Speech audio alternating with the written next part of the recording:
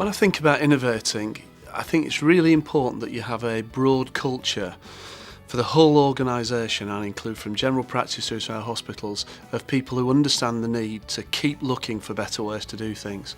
You know, it's great that people will present products to you and try and sell you sort of different ideas, but if the organisation itself isn't understanding of the need for change, then it's very, very hard for individuals just to sort of pitch into us.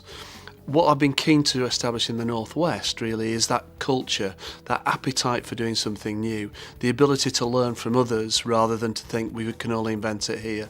And I think we've got some great examples now of where the Northwest patients are benefiting because individuals have been prepared to do new things. The SHA has got a duty to promote innovation, and in fact we've been given some resources, £1.9 million over the last couple of years, to really stimulate some really good thinking about this. And what we've tried to do is to use that creatively, almost to be innovative about the way in which we promote innovation.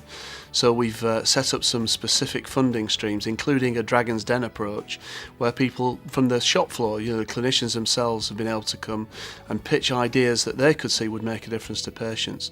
So we've put some big block funding into major programs to support the rollout of known technologies, and then at the other end we've gone for people who've just got really brilliant ideas and said we'll give you some resources to develop that further. And I hope, because we've managed to do all of that, that we've been able to give a really strong signal to the Northwest that even beyond the money we've got, we're interested in innovation. I look at some of the technologies like the esophageal Doppler, a bit complicated I know, but actually it's a small monitor. It means that when you're operated on, the anaesthetist can get the oxygen flow right, reduces length of stay. We know it's a proven technology, but so many of our trusts weren't using it, and we've used our innovation fund to try and promote the spread of that so that that happens in every one of our hospitals. We've been really lucky to have the innovation fund. It's great to have those resources. But what we've tried to do is to have a kind of end-to-end approach to innovation where there are lots of other things that we're doing. Good example would be our work with the pharmaceutical industry on their research and development.